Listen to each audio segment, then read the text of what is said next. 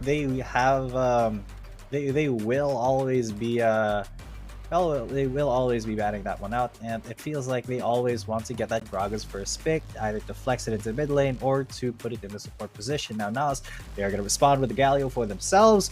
This could go to Mitsura or it could go to Wraith. I hope it will go over to Rift. Truth be told, I was not a fan of that Game 3 draft by NAOS eSports because, again, just looking at how NAOS eSports was able to find success, this is a Cinderella story. We know that NAOS eSports was the last team to qualify, and so they have been winning games off of one distinct playstyle, and that is to put Zalpi on an engager with a follow-up by Wraith. Now, if this Galio heads over to Mitsura, the pressure is not really going to be there. Tempo is definitely going to be on the side of WRL. And if anything, we know that Zero is a very good mid laner in his own right, and he will be able to capitalize any lane matchup against a Galio. Now, this is the first time that we'll be seeing a Kai'Sa get picked here in the playoffs, and WRL will most likely give it to Luna. Yeah, and I mean, Kai'Sa, the funnel Kai'Sa strat has not, this has been nerfed a little bit. It won't be as effective now, but this champion has been getting quite a lot of play in the last week of the regular season. Now we will be having a Yuumi with it as well, so Luna wants to be super safe with how the draft is going for KT.RY. And then we just have to also remember that there is a new build, kind of new, but it's not really new. A favorable build to all Kai'Sa players that we do have here in the competitive, and that is the AP Kai'Sa route. The Muramana heading into Nashor Sooth and AP items moving forward. That's been, I would say, the flavor of the Kai'Sa in competitive matches, and even in high elo, surprisingly, because they really have prioritized to go for all those folks coming from the W, and the DPS isn't really that bad as well. Knowing that you can level up all three skills as well, just by building all your items is definitely a huge plus for the Kai'Sa user. But the question that I do have is this Yuumi. It is most likely going to be a hyper carry Kai'Sa, but an AP Kai'Sa is it really considered a hyper carry, especially with all three champions here going the AP route? I'm thinking that it should go AD for sure, right? I feel like there is a lot of space for Luna to go for an AD Kai'Sa, but at this point, the standard play for Kai'Sa is just go for the hyper carry AP route, and that's something that is not supposed to be. It's not supposed to fail for KT.RY either, even if they are. Okay, so there's a lot of space for Luna to go whatever build he wants, because there's not a lot of tankiness on the side of NAOS. Whatever Kai'Sa he wants to go, it is going to shred everybody.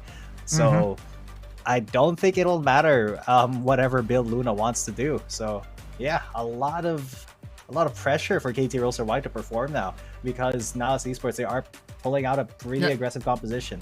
And this is also a good denial against DAW. We have to remember that DAW has been so good on the Kazakhs, but one thing that WRL did prepare for this particular pickup is that they opened the Garen. We all know that Garen does work well against all these assassins, right? A very beefy frontliner that is able to dissuade any assassination attempt, plus having that luxury to go and execute. And did I mention that they have Yuumi? A Yuumi plus a Garen composition. It's a pairing that we have seen a lot of times before. How about the Meow Meow connection?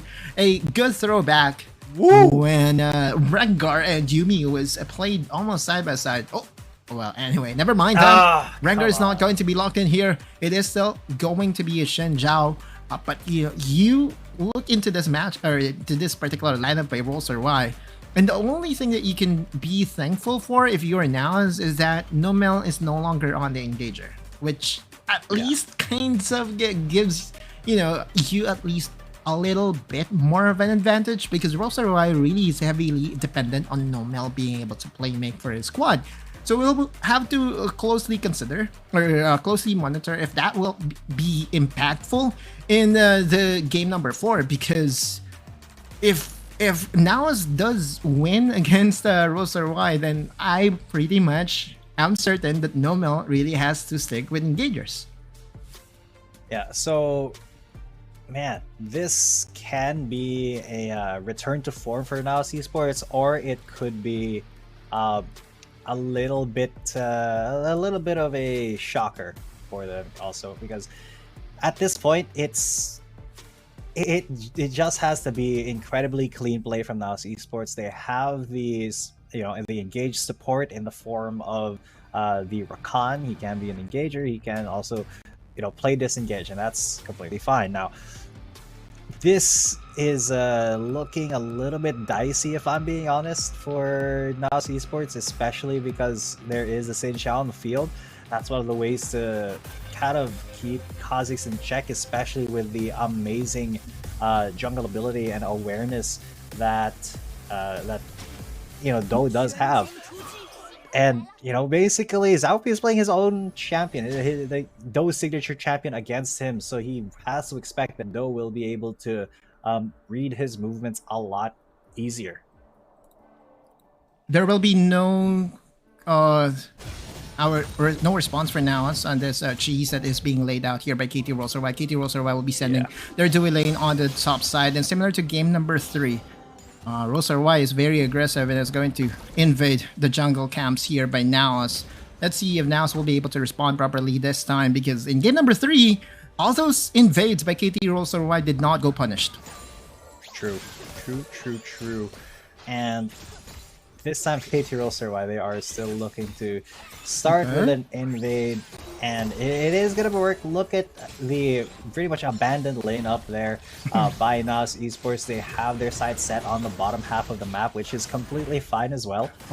It just means that they are going to be going on to Rattel with an early dive. Will he be able to survive? It is going to be a very difficult one. He still will go down, and the tower will not take anyone down this time. NAOS eSports able to take that dive and get out. Yeah, but that's a lot of utilities that he was able to burn by himself. Zero goes in. Oh! Will not be able to find a buddy here, but KT.RY and still the tempo is on their side, on the top side. The Garen standing strong against 4 members. Yeah, he ended up dying, but the amount of time that he was able to buy for KT.RY was humongous. And now this tower is almost down. 1 minute and 40 in. It doesn't matter if it does have a lot more protection than the bottom lane tower. KT.RY with 2 people uncontested on the top side. Double range at that is just able to melt down this tower so fast. Yeah, and that tower is it's still up. NAOS eSports just barely getting there to defend it now, but the plate value is almost fully in the hands of the person that you don't want it to be in the hands of Luna, because the faster that the Kai'Sa scales up, the shorter this game is basically going to be, because Luna is going to be an absolute menace when it comes to those mid to late game team fights, especially with the lead that he has now. Late game team fight. He will be going AD. And that is Collector as his first item pathing, which is not something that... not really very famous as a build on the Kai'Sa. Oftentimes I see a Kai'Sa that goes AD, go for Storm Razor, first item, but he doesn't mind. He's so ahead of competition right now that he has the luxury to build whatever he wants and will still be very impactful. Now, we have to be also mindful of this item, because this is a very new item in patch 4.2, and is able to at least further augment your gold total when the kills head over your way. Yeah, and that is going to be a very strong start for Luna. Now, with that being said, will he be able to leverage it immediately? Not quite, because it is the bot lane duo of NAOS tracking him around as well. So it's going to be just a tiny bit rough for him coming into the rest of this match, I would say, but it should be completely fine still. Should be good for KT.RY to kind of avoid conflict at the moment, and that's what they're doing it right now. Wait, they're going to cancel out Calm's recall, forcing him to stay to defend this tower, and this tower is so close to being broken apart. All the plates has already been secured by KT.RY, and although this tower should have all the resistance that it needs to dissuade any all-in attempt coming from KT.RY. It still is very defenseless against 3 people. NAOS, on the other hand, a very good response by them in this game is being able to adapt to the invades by DAW. This is definitely not the same thing that we saw from game number 3, and this is what we want to see from the Filipino squad. We want them to be adaptive on whatever playstyle that KT.RY does have to them. As we look into DAW, he will look into his jungle camps right now, and he has already been stolen, all of it, by Zaupi. Yeah, Zaupi being very adaptive there by, you know, reading the invade and then just responding to the positioning of DAW really well. So, you know, I wouldn't say out jungled at the moment, but there is a case to be made for Zaupi being a little bit more proactive in that jungler role. Now, Mirmo on the Corki will be able to complete that back, but not for lack of KT Roaster trying. Rift Herald will be spotting up, so will the Drake, and now it's already making the early call to go for the Ice Drake. Yeah, but Tempo is still at the advantage of KT.RY. If they end up securing this Rift Herald, this could be used to open up the mid lane. But now it's just wanting to contest this. With a package available for Mirmo, this could be an explosive fight. Yeah, and they are going to start it off with Wraith in the package, and the steal from Zaupi, he gets it, but Mirmo pays for it with his life. The rest of NAOS, though, they're trying to make it happen. The Cyclone onto all of 3 members of KT.RY, but the disengage is a little bit too strong there with explosive cast. Now, Rattel, he may want to weigh into this fight. He's not going to flash over the Baron Pit, as that will be the objective secured by NAOS eSports. Yeah, and also, no, it's actually KT.RY that did end up getting the Rift Herald. Even though the DAW died in the end, he was still able to secure the Rift Herald for himself. And so he... No, it's Zaupi, look. Oh, it was Zaupi. It was Zaupi? Okay, all right. Yeah, look at it. Because I saw it pop up. It was Zaupi, and then I got the confirmation with the enhanced recall. Well, that's good.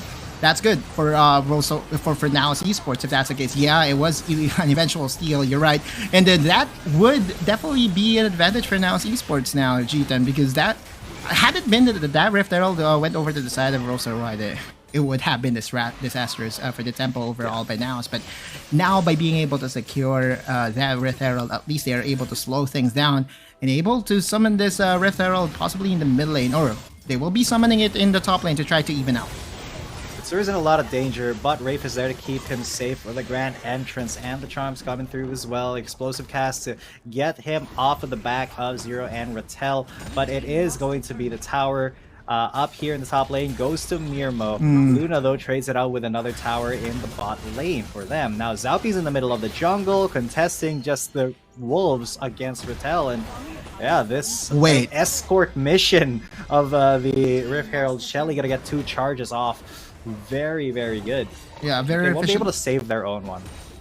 A very efficient play by NAOS eSports by being able to push 2 towers with 1 Rift Herald. That's massive for them. They want to slow things down because KT.RY is still at an advantage. You look at the gold, 27k to 25k, and we look at the scaling of both squads, and will be very dependent on this marksman if they are able to really dish out a huge amount of damage. And if you're going to ask me, who do I choose come late game, if it's going to be the Corki or the Kai'Sa, the answer will be an absolutely Kai'Sa favored, because especially now that she had a very recent change onto her kit, she's now able to evolve 3 skills. But now it's just planning something here in the bot lane. Yeah, because now they are looking for an engagement. There's the last chapter there, the final chapter coming from Luna, and that is going to be a kill onto the junglers. Sorry, not the junglers, top laner. Colin will take it all, but those coming to come in, he's got the Crescent Guard, and Mirmo gets poked by the spear. Now NAOS on the back foot, they're trying to get out of there, but unfortunately another kill will be going the way of KT.RY, and Luna is starting to pop off. Yeah, Kai'Sa is just scaling to the heavens. Luna is just an absolute beast. I mean, did you see his movements? It was so accurate. He was so efficient, and Luna is just proving to everyone again that he is the AD god from Korea. His plays, alongside with DAW being able to catch all the members with all the exiting members of NAOS, did really just open up the game for KT.RY. And game number 4, man, I hate to bring it up, but it does look like the KT.RY was able to at least secure themselves a very good lead here in the bot lane, and was even able to get 5 kills. 5 kills now to Luna. Yeah, a big Kaisa it is. He's got the Collector, he's got the Phantom Dancer. This is such a scary prospect now for NAOS eSports because they are not prepared, I don't think, to deal with that at the moment. So they just really need to hold on for dear life at this point because there's a lot that can go wrong if Luna just catches you. Look at how even on the clone of Calm, the health bar just disappears. I mean, 1 auto, 1 engage and rain, especially at 2 items, Luna is going to hurt so bad now. Plus the fact that he was able to get 5 kills with Collector, that's just a huge amount of gold on his head right now. That is a lot, and the Dragon, the Mountain Drake will be started here. KT.RY are still the ones who are on it right now, but there's a Grand Entrance and all the charms coming through. It's not going to be a steal, however. Do is incredibly low, and Do does go down. Right. That is the jungler out, but there is some revenge coming in because the KT.RY just absolutely shreds health bars. That's a 2 for 2. Yeah, this marksman duel between Luna and Mirmo. Mirmo is being targeted by all members of KT.RY. It was a very defenseless core king. I mean, you look at Luna, especially with the Yuumi behind your back, you can just have an absolute feast against everyone. Remember, Yumi's passive allows her to give some stats as well onto this Kaisa. Zappy! Who's the assassin now? Zappy. I mean, you look at Luna and his confidence to go into the phase of Kazakhs undeterred, and we look into that replay. This is the same all-in that NAOS did try to do during the Rift Herald fight, but it did not really help them this time around because Mirmo was just alone by himself, an easy execute coming from Rital. And it's just so crazy as to how KT.RY does their team fighting. Remember that this is still an APAC team, but they're playing as if, they could really be a contender against the CN Conference. It is very possible for KT.RY to bring the fight to the CN Conference because they have the best success rate among all the APAC teams against the Chinese Conference teams. So Luna just going to run Calm down the final chapter, keeping him locked in place. The Collector gets the execute, and you cannot even get close to Luna without suffering. Just, he has the Yuumi next to him. Why would you even go 10 miles near Luna at this point? G10, this is a legendary Kaisa performance. 8-0-0 if I'm not mistaken. KT.RY still trying to push forward and will be able to break down this tower in the mid lane. Luna is just ahead of everyone right now. You look at the gold charts right now, 12k. And did I mention that Yuumi gives her stats? Yep. Oh my. The stats are so good. Oh man. This is crazy. This is starting to become a world of fort for NAOS eSports. I mean, what do you do if you're NAOS? Are you able to lock her down? Sooner or later, she will just buy her own Quicksilver enchant. Never mind the Stasis Enchant. It's not really a need, especially with the Yuumi behind you. So it's really starting to become a Luna show so far. And this is kind of something that we wanted to see in patch 4.2. We knew that, KT.RY has a very good marksman.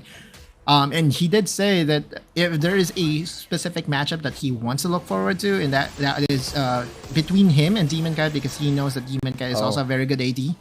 And Luna is just showing that he can just outperform Mirmo in game number 4.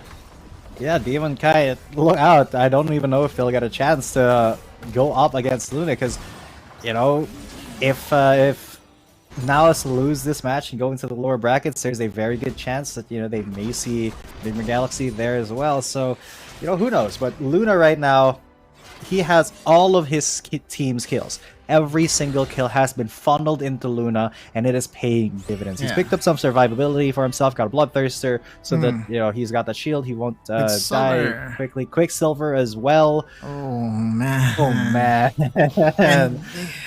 And just for a good measure, that Haunting Guys will most likely be built into a Riftmaker. So all those sustain for Luna. Everything that he needs to be that 1v9 threat towards or against NAOS eSports is in full display right now. Like this Yeah. Quicksilver engine, it's like a mini. It just gives all the ability of NAOS eSports to lock her down, be close to zero. It's just Yep. so. It's just so problematic right now for NAOS. I just don't see an angle of them coming back against Luna. Yeah, especially since Luna's so protected here. You've got the Yuumi and you've got like so much disengage as well with the explosive cast, with the Crescent Guard, and even the CC of NAOS eSports is so conditional. You know, you got the Justice Punch, Grand Entrance, Quickness. Not a lot of that is like you can't really focus Luna down like that because there's always a way for the Kai'Sa to react and get out of that stun. And plus the fact that they have zero for a potential disengage if they need to. This is the fourth time in 4 games that KT.RY play the Gragas in the mid lane. And it's just becoming a nightmare right now for NAOS eSports. This Infernal Dragon's now being started by NAOS eSports by KT.RY with Luna at the forefront of everything is here to contest. There's Wraith though with the quickness coming in with a grand entrance. At least they should get a kill onto Doe before the dragon gets taken out. But yeah, it will be the kill onto the jungler and the steal on the dragon. Now eSports have gotten 2 kills and lost nobody. As Luna still is alive, but he wasn't really able to contribute to that fight. And by himself, he's already a threat against NAOS eSports, but still a very good play by NAOS. Now this is very fast. Remember, Baron is very squishy at this point in the game, but KT.RY with the discipline that they have is not going to be over eager and over aggressive and will decide to go against that Baron takedown, which means that KT.RY surprisingly did end up on the back foot in that particular engage. Kudos to Wraith. Wraith was so accurate. He was able to pin down Daw plus Mitsura coming in. It's so easy to execute. And it does look like that NAOS has one play style in mind. And that is to kill other members outside of Luna. Because there's no sense of going all in against Luna right now. Yeah, it's everybody else goes, everybody else. Target them first before Luna, and they will be able to get that Drake. But now Luna's in the fight. Is he, though? Because Wraith is maybe just able to sacrifice himself. Doesn't even have to sacrifice himself. Killer Instinct, though. The Predator Missile will land onto Mirmo. They are still on the chase. Will the Baron Empowered Recall save the rest of NAOS eSports? Yes, it will. Mirmo just going to be the sacrificial lamb here so the rest of his team can get the safety. I respect that. And the Baron will be going to NAOS eSports. The lead has disappeared. Wait. NAOS is making it work, and they're not minding Luna at all. Okay, every single time that we see Luna try to, do damage, Wraith in that particular instant was able to disengage so well. So again, NAOS has just played it differently right now. Instead of Wraith going and engaging and trying to kill Luna, they're trying to outsmart them and they're trying to kill all the other members of KT.RY. Now with this Baron empowered minions, they will still be able to farm some gold for themselves. And we have to remember that on patch 4.2a, the Baron buff does not disappear on death. So, by the time that Mirmo revives, he will have the buff as well. And will have extra AD and AP and, of course, Baron empowered minions to help them. But that's going to be the decider. Because if NAOS eSports gets to secure Hope, if NAOS eSports gets to secure this Elder Dragon, they can definitely kill Luna immediately and fast. I mean, imagine the amount of AoE that they have. 1-2 skills is enough to kill a stasis-less Luna.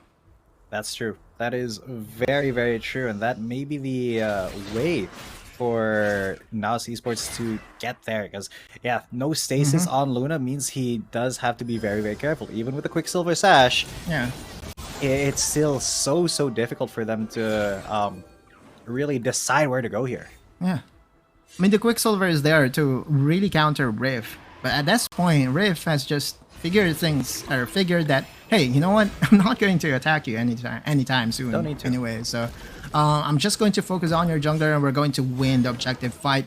And that's been the script for NAOS eSports. And so far, it's doing them so well. Now, this Elder Dragon, the dance is on and Mitsura is on the top side. Yeah, Mitsura.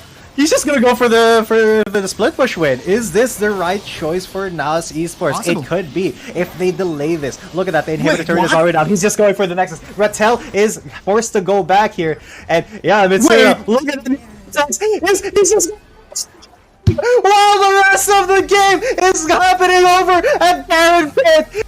Mitsura just went for it, and you can see NAOS eSports celebrating. They go 2-2, and what even was that?